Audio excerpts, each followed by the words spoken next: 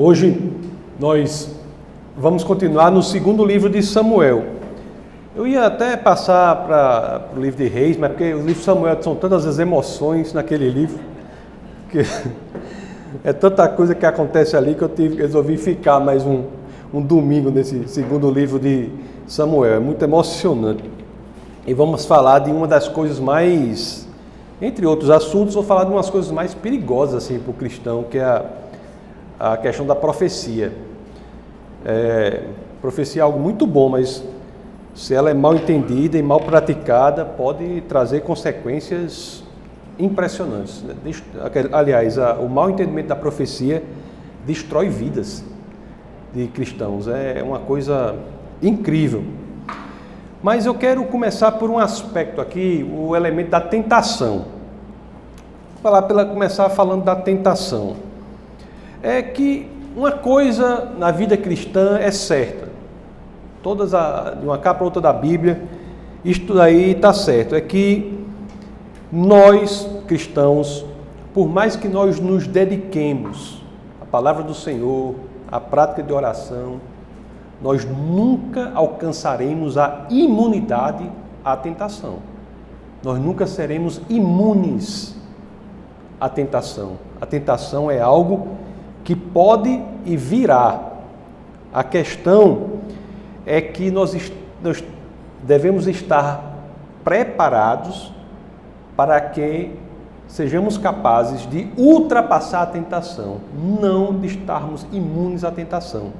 Lá na primeira carta aos Coríntios, capítulo 10, verso 12, existe aquela passagem que é importantíssima para todos nós. Ele diz assim, né? Aquele, pois, que pensa estar de pé, veja que não caia.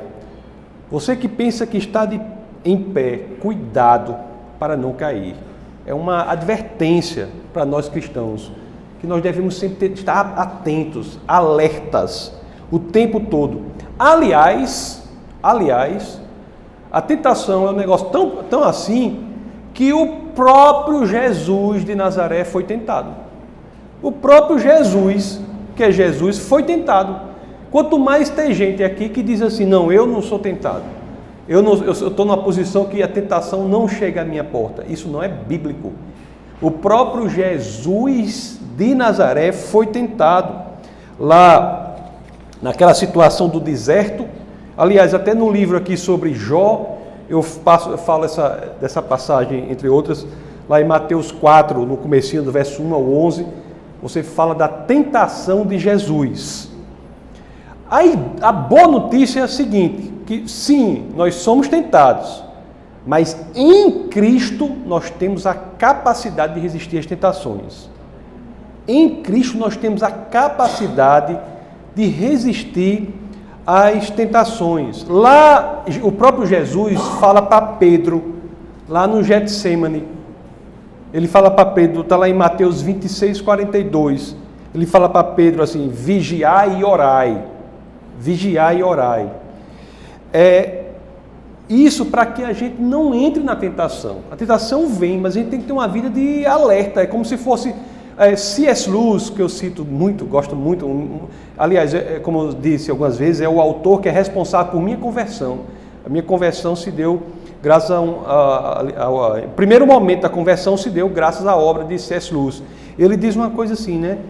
Ele diz que nós somos como soldados em um território ocupado. O soldado no território ocupado, ele pode dormir? Nós temos aqui um fuzileiro naval aqui. Você pode dormir no território ocupado? Não pode. Você tem que estar alerta o tempo todo. Nós somos como soldados em território ocupado. Lá em Mateus 26, 42 diz, né? Vigiai e orai. Ele diz, o espírito está pronto, mas a carne é fraca. Você tem que vigiar e orar. O próprio Pai Nosso, aquela oração que Jesus nos ensinou, Pai Nosso que estás no céu, aquela famosa oração. Como é que ela termina? Essa oração está em Mateus capítulo 6. Como é que ela termina essa oração? Lá no verso 13, termina assim, né? E não nos deixeis cair em tentação. Não nos deixeis cair em tentação. Não diz assim não, e não nos deixeis ser tentados, diz assim? Não. A própria oração para o Pai é: não nos deixeis cair em tentação, não é: Senhor, não nos deixeis ser tentados, porque isso seria ilógico diante da perspectiva de que vivemos ainda em um território ocupado, no mundo fragmentado, no mundo caído. O Senhor, ele ora para o Senhor assim: não nos deixeis cair em tentação. Essa oração do Pai Nosso é uma oração belíssima, é uma oração maravilhosa. Por que a gente não fica orando aqui na nossa igreja assim: ei pessoal, vamos orar o Pai Nosso aí?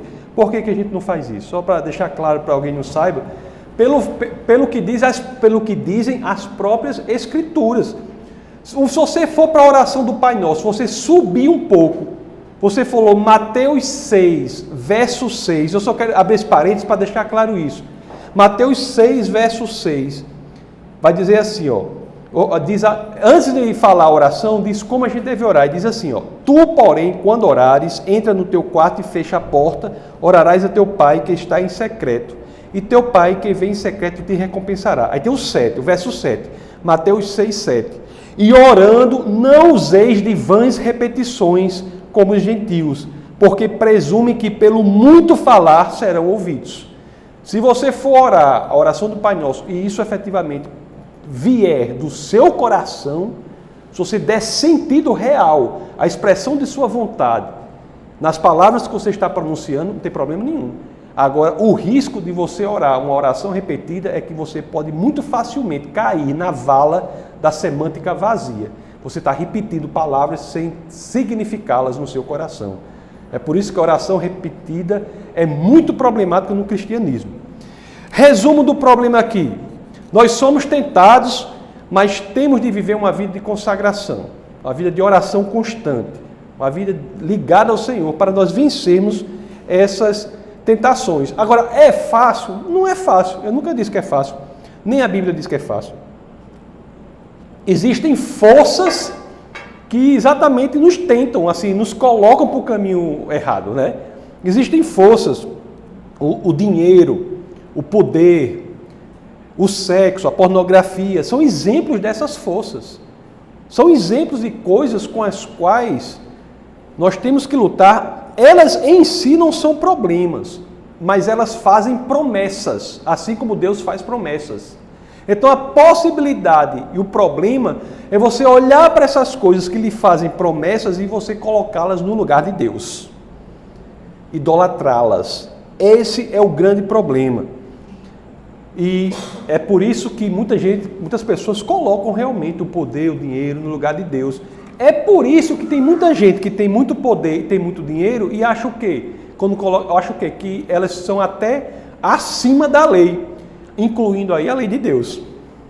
Um exemplo aí que a gente vive aqui nos últimos anos na esfera política brasileira é claro isso, né? Pessoas que têm muito poder, têm muito dinheiro, se colocam numa posição de achar que estão acima da lei. E muito antes de achar que estão acima da lei dos homens, já acham logo que estão acima da lei de Deus. Então isso é um problema, uma situação. Lá atrás, isso é assim hoje. Lá atrás, era a mesma coisa com Davi. Você acredita? Davi, o rei Davi, o melhor rei que Israel já teve. Davi, em termos de reinado, eu sou fã de Davi. Eu acho que Davi é o melhor rei que já existiu, é Davi. Você pegar Salomão, depois de Salomão não segurou o reino. O reino de Israel se divide depois de Salomão, né? Ele é idólatra, enfim. No final, começou bem, mas terminou mal. Aí é o que a gente sempre diz aqui: começar bem, meus queridos, é fácil. Negócio fácil é você começar bem, em várias áreas da vida. Começar bem é fácil, o difícil é terminar bem. O difícil é terminar bem. Salomão é um exemplo claro disso. Um rei que começou nota 10, mas terminou um problema. Dividiu o reino. Depois de Salomão, aí existe o reino do norte e o reino do sul, né? Tem divide as capitais, Samaria, Jerusalém. É um problema, mas eu quero voltar para Davi, que Davi foi um rei. Aliás, lá no primeiro livro de Samuel, capítulo 13, verso 14, as escrituras dizem: Davi é um homem segundo o coração de Deus. Segundo o coração de Deus. Mas Como é que esse poder atacou Davi? Sensação de poder atacou Davi de uma maneira que foi muito ruim o que aconteceu com ele. Estava lá Davi, aí numa tarde, eu vou entrar agora no segundo livro de Samuel já, capítulo 11. Estava lá Davi, de tarde, foi lá para o terraço lá do palácio dele. Aí viu uma mulher tomando banho. Do terraço ele viu uma mulher tomando banho. Uma mulher casada, estava lá tomando banho. E ele achou aquela mulher bonita e quis o quê? Se deitar com ela. Pronto. Aí começou, no nosso português aqui do sertão, começou a esculhambação aí. Não é? Começou a esculhambação. Porque Davi, ele sabia que esse desejo dele em relação à mulher casada era ofensivo a Deus. Davi era um homem segundo o coração de Deus. Ele sabia, mas mesmo assim ele optou por levar adiante aquele desejo dele. Muita gente, quando fala isso, acha que a mulher era totalmente inocente nessa história. Eu não acho. Eu acho que essa mulher, quando foi tomar banho lá, não sei o que, ela sabia que Davi já ia, entendeu? Não tira a culpa de Davi, mas essa mulher também não é uma vítima, não. Ela também, e isso não tira a culpa de Davi. Ela sabia de onde ela ia tomar banho lá, o sol lá, do terraço de Davi. Eu acho que ela já ficava lá pesquisando, eita, Davi vai sair, esse horário aqui ele sai. Eu fico assim, eu acho que era isso aí, mas não está nas escrituras. Mas eu quero dizer que essa mulher não é santinha também, não. Mas não tira a culpa de Davi. Para as mulheres ficar só pondo a culpa nos homens também, não tem que fazer os dois lados aí. Porque senão fica um negócio injusto, né? Eu acho que as duas aí, era uma situação complicada aí dos dois aí. Mas acontece que isso aí foi, essa mulher chamada Batseba, essa tradução para o português eu acho horrível. Batseba, né? Uma tradução esquisita, mas tudo bem. Era mulher casada, muito bonita, e Davi estava lá querendo ter enxerimento com ela. E de fato teve, e a mulher engravidou. Pronto. E aí, o problema, o rei de Israel, o homem segundo o coração de Deus, tem com a mulher casada, a mulher engravida. E agora? O que nós vemos logo, que a gente já sabe aqui, né? Às vezes a gente não quer se lembrar, né? Mas a gente sabe, o que é um grande erro, rapaz, se você não voltar para os caminhos do Senhor, ele leva ao quê? A outro grande erro. E assim sucessivamente, até o ponto que você está no desespero total, não é isso? Você errou. Pé no chão, se acalme, volte para os caminhos do Senhor. Porque o que as Escrituras mostram é que se você errou, tentou fazer o que Davi tentou, que foi encobrir, abafar, o que acontece? Lá vem outro erro. E foi isso que Davi quis fazer. Não se arrependeu no momento, não quis voltar para os caminhos do Senhor, quis fazer o quê? Quis abafar o caso, como se diz, o jovem diz hoje, já dizem isso, porque muda sempre, né? Diz abafou, né? É coisa de homossexual que fala assim, hein? Ari, é como esse negócio, o povo fala, hein? Abafou, o negócio... Hein? Eu acho que... né? Os homens mesmo não falam assim, não. Então eu vou tirar esse vocabulário aí Mas Davi tenta abafar, vou falar assim com bastante testosterona para não ter perigo. Davi tenta abafar a situação. Davi tenta maquiar a situação. Maquiar piorou. Maquiar piorou. Davi tenta abafar a situação. Tenta encobrir a situação. Colocar um véu sobre a situação. Mulher que teve o caso está grávida, aí Davi tenta fazer o quê? O marido da mulher estava na guerra. Aí Davi diz, eu vou chamar, Davi não era o rei? Ele que mandava, né? Eu vou chamar o marido dessa mulher para cá, da guerra, para ele se deitar, quando ela estiver aqui, chegar em Jerusalém, morrendo de saudade da mulher, vai lá, dorme com a mulher lá, e quando o menino nascer, aí vão dizer que o menino é filho do marido dela e não meu. E é assim que ele fez, né? Pois traz lá o marido da mulher da guerra, o marido dela chama Urias. Traz Urias da guerra, vai para Jerusalém, para Urias, quando chegasse em Jerusalém, deixasse os soldados na guerra lá, chegasse em Jerusalém, ia dormir com a mulher lá, com Batseba, e o filho, quando nascesse, ia dizer que era do pai, do marido e não de Davi. Mas o que ocorre é o seguinte: Urias vem para Jerusalém, obedecendo a ordem do rei, mas cadê que vai para a casa da mulher? Não vai. Ele não vai. Ele não vai. Olha, tem uma situação onde ele é muito fiel, um soldado fiel, diz assim: meus combatentes estão na guerra, dormindo em tendas e não sei o quê. Eu não vou, eu não tenho coragem de ficar no bem bom aqui enquanto eles estão ali. E dorme às portas do palácio lá. Aí Davi diz: pelo amor de Deus, eu não esperava que esse homem fosse desse jeito. E agora eu faço o quê? Você imagina a situação de Davi, aquele negócio dentro dele, porque o rei de Israel, segundo o coração de Deus, mas no problema que ele estava, né? Aí um erro leva a outro grande e ele não volta aos caminhos do Senhor. O que acontece? Outro erro maior ainda. O que é que Davi vai fazer? Arranjar um plano para matar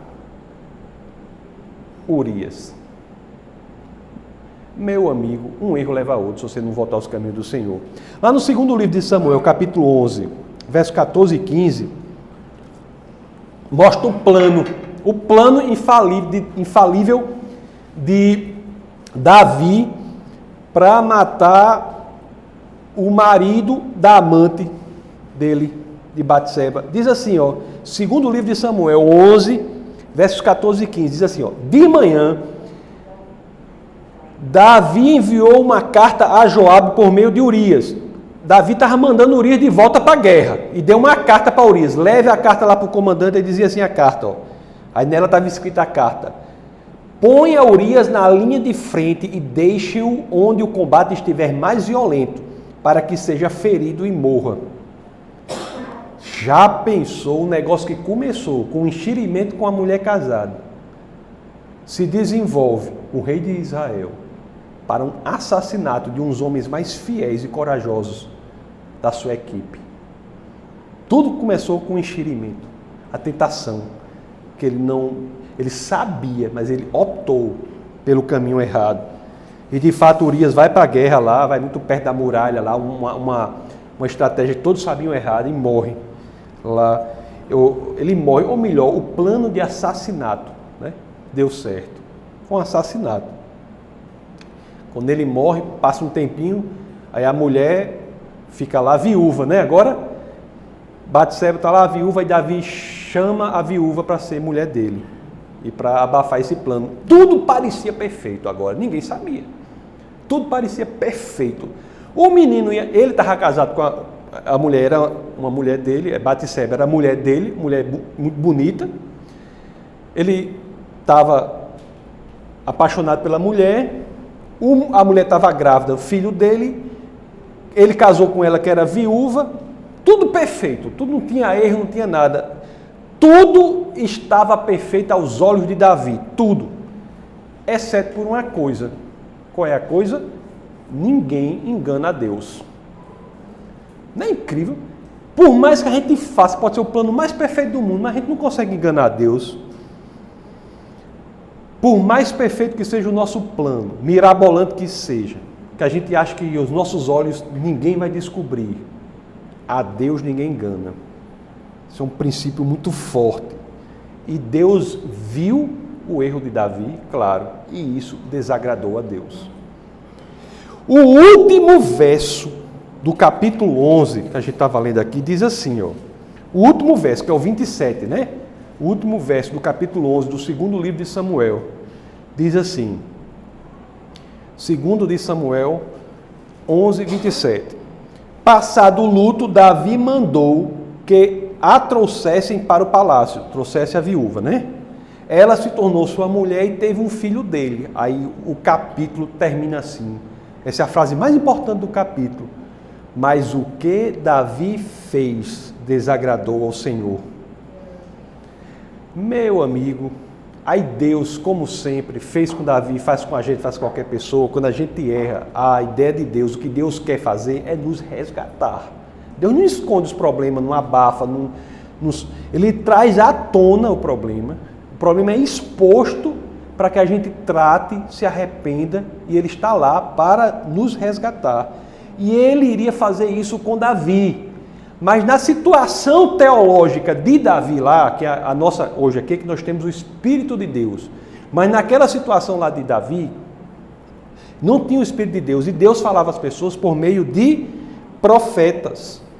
Por meio de profetas. Os profetas eram caminhos, canais de Deus para falar com o povo. Aí você pode dizer assim, vixe, né? Uma coisa assim, né? Vixe, por que ele não falava logo direto com todo mundo?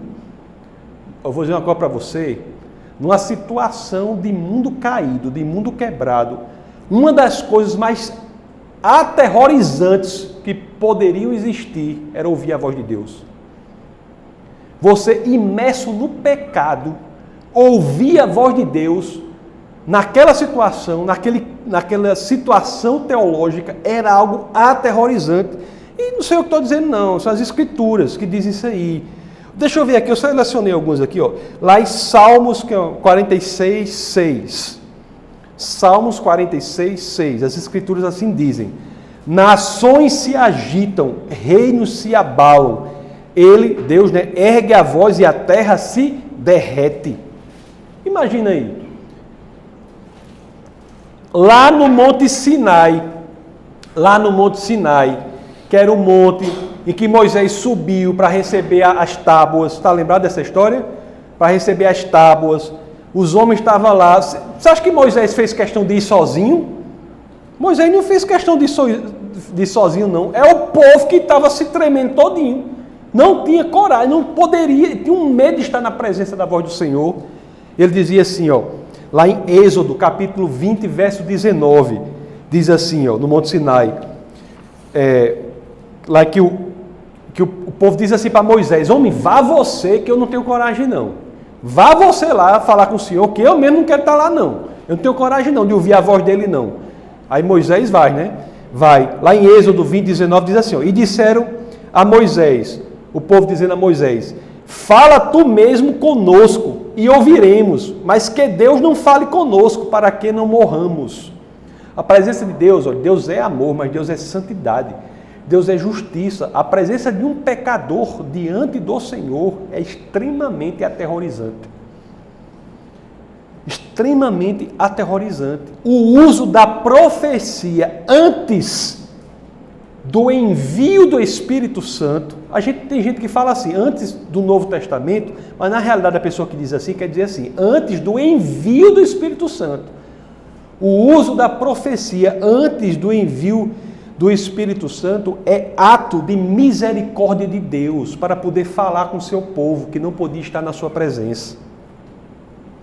Deus enviava profetas para falar com as pessoas. Aí eu quero falar aqui agora alguns princípios sobre profecia, que é muito importante ensinar a igreja sobre profecia, porque conforme eu comecei falando aqui no bate-papo de hoje, a pessoa que não entende profecia está suscetível a ser extremamente enganada. Os profetas, eles ouviam a voz de Deus e passavam a mensagem. Lá em Hebreus, logo no começo de Hebreus, tem uma passagem que diz assim, ó, que já em Hebreus, tem uma passagem que diz assim, ó, o autor de Hebreus, e eu falo o autor de Hebreus porque o autor de Hebreus é incerto, né? Alguns dizem que é Paulo, mas a minha convicção é de que não é, porque o estilo é totalmente diferente do que Paulo escreve. Mas enfim, o autor de Hebreus diz assim, capítulo 1, verso 1, logo comecinho: há muito tempo Deus falou muitas vezes e de várias maneiras aos nossos antepassados por meio dos profetas, mas nestes últimos dias falou por meio do Filho, a quem constituiu o herdeiro de todas as coisas e por meio de quem fez o universo. Então a primeira coisa é isso, a profecia era a voz de Deus. O segundo princípio é que a vontade do profeta nem sempre é a vontade de Deus. Isso é um princípio que tem que ser usado até hoje, porque tem gente, pessoal, que vai visitar pessoas que considera por profeta, e o que o profeta diz na vida da pessoa, pelo amor de Deus, bota a pessoa igual uma bola, chuta para baixo, bota a pessoa para ali, bota a pessoa para aqui.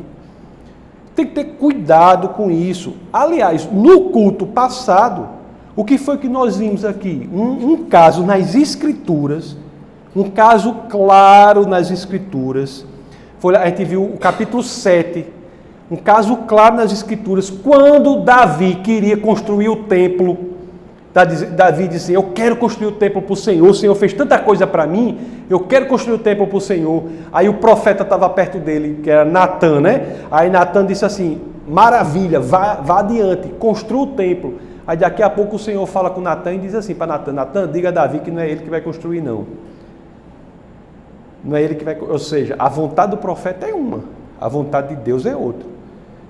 Mas a verdadeira profecia é aquela que provém do Senhor. Aliás, são coisas às vezes que o profeta não sabe, não teria nem como saber. Nas Escrituras nós temos Isaías falando que Jesus nascerá de uma virgem séculos antes, 8 séculos antes. Você tem Zacarias, fala da entrada do rei em Jerusalém montado num jumento. Séculos antes, como é que eles tinham como saber isso? E lá com Davi, o mesmo se deu com o profeta, que era Natan. E Natan teve de falar de Deus para Davi. Dizer que Davi fez aquela coisa. Olha, não deve ter sido fácil falar para Davi, né? Não deve ter sido fácil. Essa passagem que Natan fala para Davi do erro que ele fez, é uma passagem muito bonita. Por isso que eu gostaria de ler para vocês aqui. Eu peço licença para ler. Lá no segundo livro de Samuel, capítulo 12, os primeiros versos. Eu imagino Natan, morrendo de medo, vai chegar lá para o rei para dizer que ele tinha feito o que ele tinha feito.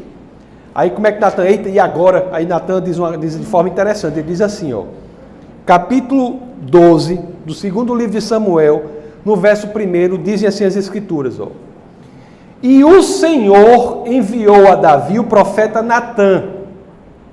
Ao chegar, ele disse a Davi, 2 homens viviam numa cidade, um era rico e o outro pobre. O rico possuía muitas ovelhas e bois, mas o pobre nada tinha, senão uma cordeirinha que havia comprado. Ele a criou e ela cresceu com ele e com seus filhos. Ela comia junto dele, bebia do seu copo, e até dormia em seus braços, era como uma filha para ele. Certo dia, um viajante chegou à casa do rico, e este não quis pegar uma de suas próprias ovelhas ou dos seus bois para preparar-lhe uma refeição. Em vez disso, preparou para o visitante a cordeira que pertencia ao pobre. E Davi, quando escutou essa história do cabra, de em vez de pegar uma pessoa, uma ovelha ou um boi do cara que tinha não sei quantas, tinha tudo, foi atrás daquele ali que estava... Aí Davi irou-se, ficou revoltado, né? O que diz o verso 5. Então Davi encheu-se de ira contra o homem e disse a Natan, juro pelo nome do Senhor, que o homem que fez isso merece a morte. Deverá pagar 4 vezes o preço da cordeira, porquanto agiu sem misericórdia. Aí Natan se encheu de coragem, disse, é agora. Imagina a situação, viu? Olha só, é agora, essa poesia é agora. Aí Natan olha para Davi e faz, você é o homem. Você é este homem. Imagine aí o que Davi sentiu naquele momento. Foi um choque, não foi um choque de realidade, como o povo diz. Foi um choque de realidade. Um soco no estômago, não foi? Um momento assim de dizer, meu amigo, você é este homem. Davi, assim como Adão e Eva estava nu diante do Senhor, né? Ninguém se esconde diante do Senhor. Davi, assim como Adão e Eva, estava nu diante do Senhor. Aí agora vem, na situação de Davi, a coisa mais importante que talvez nós temos que falar dele nessa situação. Porque a Bíblia é uma coisa impressionante, né? O Senhor é uma coisa impressionante, porque Davi fez muita coisa errada. Aí Deus fala por meio do profeta Natan para Davi, você é este homem. E Davi diz, meu Deus. Aí qual é a resposta de Davi? Isso é que é interessante. Qual é a resposta de Davi? Porque normalmente, sabe o que as pessoas faziam numa situação como essa? Quando a pessoa diz assim, olha, hoje em dia, eu estou adiantando algumas coisas, porque hoje em dia quem fala assim com a gente é o Espírito de Deus. O Espírito de Deus nos revela situações que temos de melhorar. Aí sabe qual é a postura de muitas pessoas? É encontrar desculpa. Encontrar desculpa para o que está fazendo. Não assumir que realmente é um erro, se arrepender e melhorar. Davi poderia ter feito aquilo naquela situação, não podia? Podia ter criado uma desculpa, né? Podia ter criado interpretações loucas da Bíblia, das Escrituras, para justificar aquele modo de vida doido dele, como alguns fazem. Podia ter criado mil desculpas diferentes para justificar o ato dele. Mas o que nós lemos em 2 de Samuel 12, 13, coloca Davi na situação que começamos falando, um homem segundo o coração de Deus. Olha só, 2 de Samuel 12, 13. Então Davi disse a Natã: pequei contra o Senhor.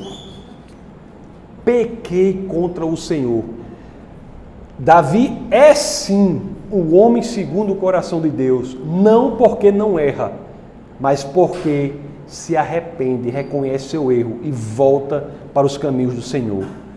A palavra de Deus, meus queridos, é como, eu já disse aqui uma vez, eu repeti, você sabe aquele negócio da construção civil, que eu disse aqui uma vez, que pendura assim um cordão, aí tem um chumbo, assim, é prumo que chama, não é isso? Prumo, já viu? A parede, vamos ver se essa parede está reta. Aí pega um prumo, bota assim na parede, aí a gravidade deixa aquilo perpendicular. E a parede vai ver, se pelo prumo a gente vai ver se a parede está torta, está reta, né? A parede fica torta, mas o prumo faz a parede ficar reta? Não. Ele denuncia eventuais erros na parede. A palavra de Deus é a mesma coisa. Denuncia áreas na nossa vida que nós temos de melhorar. Mas ela, por si só, não faz com que a gente melhore se nós assim não quisermos. O Espírito Santo hoje em dia, se nós dermos abertura para ele poderia até ser comparado com a colher do pedreiro, né? Que vai e ajeita. Se nós dermos abertura para ele. Mas a palavra de Deus é o prumo. Davi assumiu o seu erro. Teve que arcar com algumas consequências, não é? Mas o importante é o seguinte: sua posição de assumir o erro trouxe perdão diante do Senhor. Seu arrependimento trouxe perdão. Sua consciência naquele momento ficou tranquila. E sua alegria em sua salvação foi restaurada.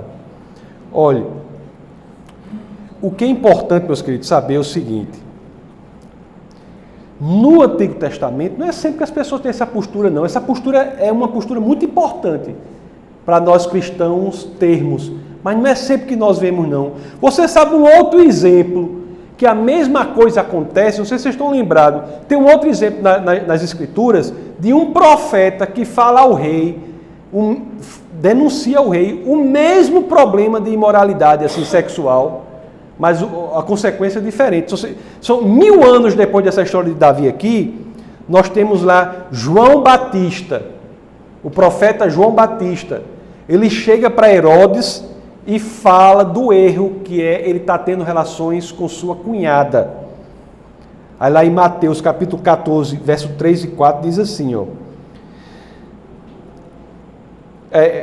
Mateus 14, 3 e 4 diz exatamente isso, ó, porque Herodes, havendo prendido e atado a João, aí o que é que Herodes faz? Porque tem essa escritura aqui. O que é que Herodes faz? João Batista, o profeta, diz para Herodes: você está tendo relações com sua cunhada, isso é errado. Aí qual é a posição do rei Herodes? É totalmente diferente do rei Davi. Herodes manda o quê? Manda matar João Batista e atendendo lá o pedido lá da amante dele, da filha da amante, diz que quer a cabeça de João Batista num prato, numa bandeja. Totalmente diferente, né? Então não é fácil.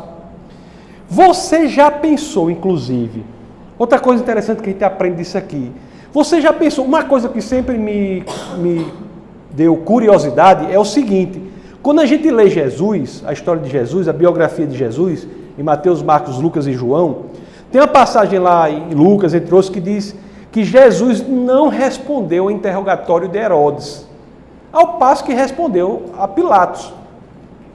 Porque lá em Lucas 23, 8 a 9, diz assim, ó: Herodes, vendo a Jesus sobremaneira, se alegrou, pois havia muito queria vê-lo.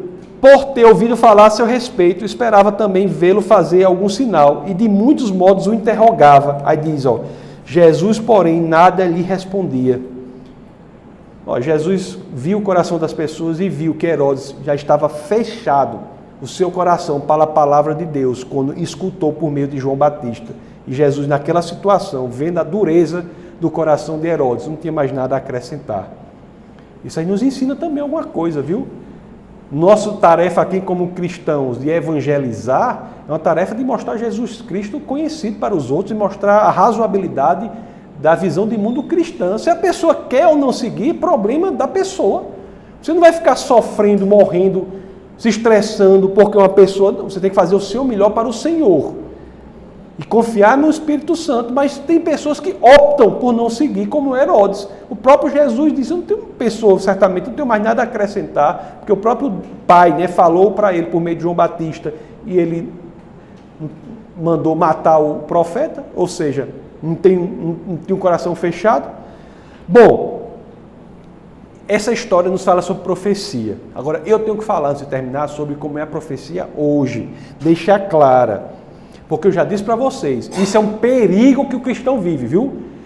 Cristãos que têm sua vida cristã em busca de profeta. Eu tenho que falar com não sei quem para ouvir não sei o quê. Fulano sabe o futuro e lá vai. E o coitado do profeta, às vezes, vive financeiramente daquilo. Tem que ter uma profecia mirabolante para a pessoa, senão engaja numa lógica perversa de sofrimento dos dois. Tanto do profeta, coitado, que às vezes é profeta mesmo, mas por tanto ter que viver daqui, começa a criar coisa, porque se chegar lá e não tiver nenhuma palavra, é problema para... É uma situação horrível. Outra coisa, pessoas que acham que para lugares específicos vão ouvir mais de Deus. Não sou contra ir para o monte, não sei para onde, assim, não tem problema não, mas se você estando no seu banheiro ou no monte, é a mesma coisa. Vou para o monte e não sei de onde, é a mesma coisa. Eu não sou contra vigília, por exemplo. Mas eu não vejo na Bíblia nenhum exemplo assim de vigília. Não sou contra, deixar bastante claro para todo mundo aqui. Mas você está numa vigília, está 12 horas da tarde, 1 hora da tarde, no seu quarto orando, é a mesma coisa. Então nós temos que entender o que é realmente, como é que Deus fala conosco, como é a profecia, como é que fala. Então o que a Bíblia diz? O que a Bíblia diz sobre o profeta? O primeiro ponto que a Bíblia diz é o seguinte: o Espírito Santo é enviado para nós. Nós temos o Espírito Santo, nós cristãos, que mora dentro de nós. Ele vem substituir Cristo. É por isso que ele é o verdadeiro vicário de Cristo. É o Espírito de Deus. Lá em João, capítulo 1, verso 8, as Escrituras dizem assim: quando ele, que é o Espírito Santo, vier, convencerá o mundo do pecado, da justiça e do juízo. É o Espírito Santo de Deus, hoje, que faz a vez do profeta de antigamente. Preste atenção nisso, isso aí é muito importante e libertador. A perspectiva de lhe convencer do pecado, do jeito que Natan fez com Davi, de convencer da justiça, lhe convencer do juízo. Quem assumiu para si este papel bíblico foi o Espírito Santo. É ele que traz à luz o pecado que nós queremos abafar. É ele que traz à luz o pecado que as pessoas querem esconder dentro de si. É ele, é o Espírito de Deus que tem esse papel. Lá em João capítulo 16, verso 13 e 14, dizem assim: quando vier, porém, o Espírito da verdade, ele vos guiará a toda a verdade, porque não falará por si mesmo, mas dirá tudo o que tiver ouvido e vos anunciará as coisas que hão de vir. Ele me glorificará, porque há de receber o que é meu e vou-lo-á de anunciar. Essa é outra característica importante de qualquer pessoa que for falar do Senhor. A glória é para Jesus, é para Deus. O Espírito sempre glorifica a Jesus quando ele busca dentro de nós aquelas áreas que temos de trabalhar. O Espírito Santo de Deus, ele faz o papel do profeta de antigamente. Aqui, quem gostar de profeta, não fique com raiva, não, porque eu vou dizer depois que tem profeta hoje. Eu vou dizer o que é que ele faz. Ele só não faz isso que eu estou dizendo. Mas o Espírito Santo, hoje é o que faz a vez do profeta de antigamente. E tanto faz a vez do profeta de antigamente, que ele tem, segundo as Escrituras, de glorificar a Deus, a Jesus. Por que ele tem que glorificar a Jesus? Porque Jesus, por quê? Que o Espírito Santo, que é o profeta hoje, que faz o mesmo papel do profeta de antigamente, ele glorifica Jesus. Porque Jesus é exatamente a mensagem que todos os profetas de antigamente diziam. Jesus é a mensagem para a qual todos os profetas do Antigo Testamento apontavam. Os profetas não falam da parte de Deus? E Jesus é o próprio Deus que se revela. Lá em João, capítulo 10, verso 30, Jesus diz assim: eu e o Pai somos um.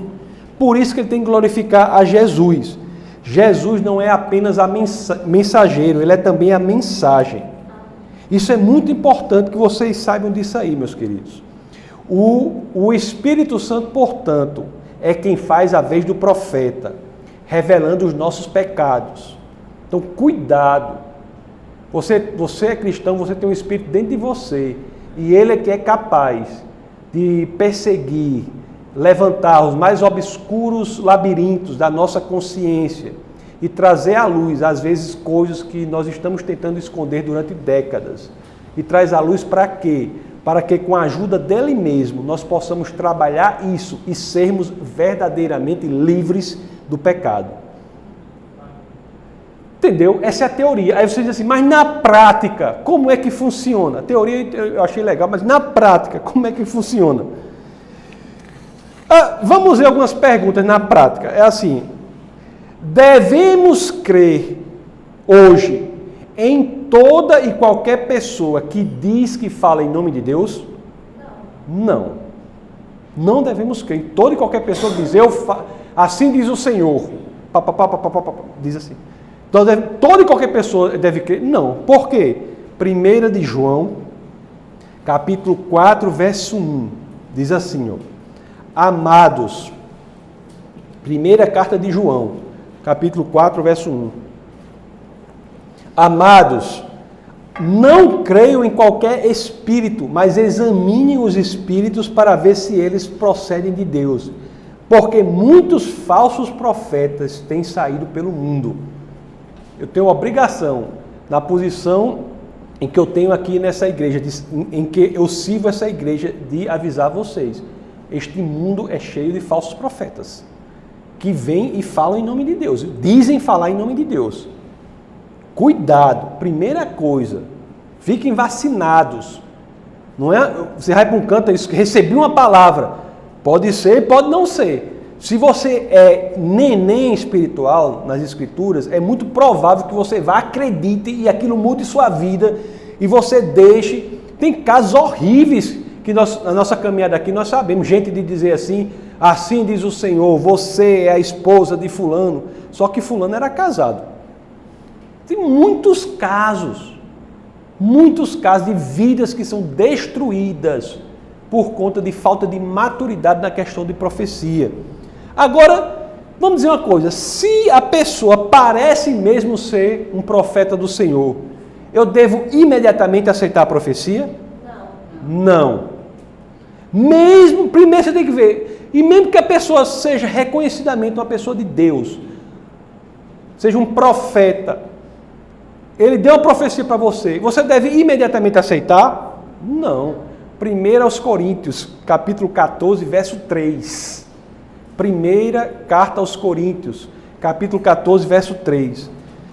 Mas quem profetiza o faz para a profecia hoje de levantar, descobrir as áreas dos pecados que temos para melhorar, é o Espírito de Deus dentro de nós. Mas existem profetas hoje? Existem. Profetas que falam pelo meio do Senhor para unicamente. 1 Coríntios 14, 3.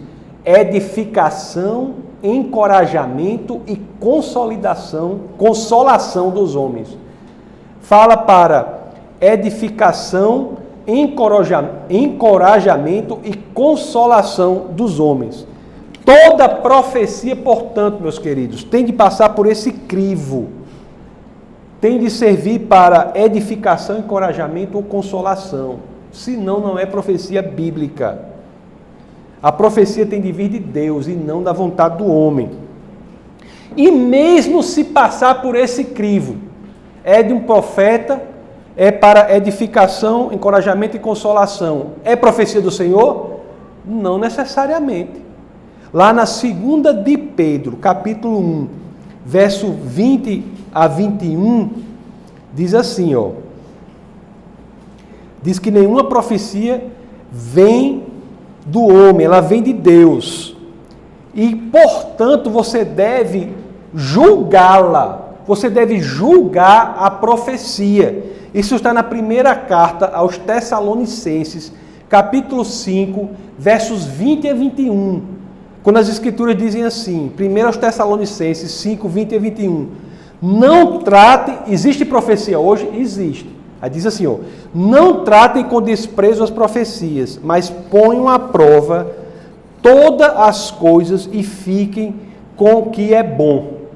Ou seja, mesmo que a pessoa seja profeta, mesmo que a profecia venha para lhe edificar, lhe consolar, lhe encorajar, para lhe encorajar, lhe edificar, lhe consolar, mesmo assim você tem de colocar à prova essa profecia. Você tem de ver se ela tem respaldo, encontra congruência com o que você tem no seu coração. Porque o Espírito de Deus mora ali. A profecia é sobre algo que Deus já falou com você. A profecia não é algo que vai trazer uma mudança de vida radical para a sua vida, não. A profecia é uma confirmação de algo que já falou, que Deus já falou com você. Aí você diz assim, aí a última das hipóteses que eu pensei assim, a pessoa chegar e dizer assim, mas eu não tenho sabedoria para isso. Eu não tenho sabedoria para isso. Aí eu tenho que puxar Tiago 1:5. Se algum de vocês tem falta de sabedoria, peça a Deus, meu amigo. Peça a Deus, que a todos dá livremente, de boa vontade, e lhe será concedida. Peça ao Senhor sabedoria, para que você possa transitar neste mundo perigoso da falsa profecia. Existem profetas do Senhor com profecias legítimas, mas elas têm de ser analisadas com cuidado. Entendeu isso aí? Ele é o Espírito Santo que herda o sentido da profecia de mostrar para você o pecado, e a outra dos homens se passar por esses critérios. Bom, uma coisa aqui é importante, estou terminando, uma coisa aqui é muito importante, muito legal. O que é mais importante nessa mensagem de hoje, que mais deve ficar em tudo que foi falado aqui, é que o que aconteceu com Davi pode acontecer comigo, pode acontecer com você. Basta que a gente queira. Para que a gente seja perdoado, para que a gente volte aos caminhos do Senhor, basta que a gente verdadeiramente queira e se arrependa. Basta isso. Porque Davi errou muito, mas ele é tido como um rei segundo o coração de Deus, não porque ele não errava, mas porque ele era pronto. Uma vez que o profeta Natan mostrou a ele o grande erro que ele fez, ele automaticamente diz, eu pequei diante do Senhor, eu me arrependo, eu quero consertar. Da mesma forma, se cada um de nós aqui, ou algum de nós aqui, tivermos pecado fortemente diante do Senhor, para que nós voltemos para o caminho correto, basta apenas que a gente diga assim, eu errei, ou seja, eu me arrependo. Não é remorso, é arrependimento. Davi não foi remorso, foi arrependimento, ou seja, é um pedido de perdão com um elemento de vontade de mudar de direção, de acertar o caminho. Não é apenas eu me perdoe e continuo da mesma forma. Então isso pode acontecer para a gente, basta que a gente faça isso. Lá na 1 de João, capítulo 1, verso 9, As Escrituras dizem assim: se confessarmos os nossos pecados, Ele é fiel e justo para nos perdoar os pecados e nos purificar de toda injustiça. Essa é a grande mensagem que nós tiramos do segundo livro de Samuel. Um rei imperfeito, alguém que errava, que errou gravemente, coisas terríveis, adultério, assassinato. Não é ruim isso aí? Adultério, assassinato, um bocado de coisa. Mas ele ficou limpo diante do Senhor, simplesmente porque seu coração foi sincero em reconhecer o erro, em se arrepender e endireitar o seu caminho diante de Deus. É por isso que vamos orar agora, para que isso aconteça conosco. Vamos orar para que a gente saiba que não há no cristianismo uma situação em que não haja esperança. No cristianismo sempre há esperança, sempre há saída. E Jesus Cristo é essa saída. Então vamos orar. Pai Celestial, eu venho em nome de Jesus pedir perdão pelos meus pecados. Eu confesso com minha boca que Jesus é o Senhor da minha vida e creio com o coração que Deus os ressuscitou entre os mortos. Repitam aí, por favor, todos. Pai Celestial, venho em nome de Jesus pedir perdão pelos meus pecados. Eu confesso com minha boca que Jesus é o Senhor da minha vida. E creio com o coração que Deus o ressuscitou dentre os mortos. Obrigado, Senhor, pelo meu perdão. Eu o recebo e sei que sou nova criatura. Encha-me com o seu Espírito. No nome precioso de Jesus. Amém.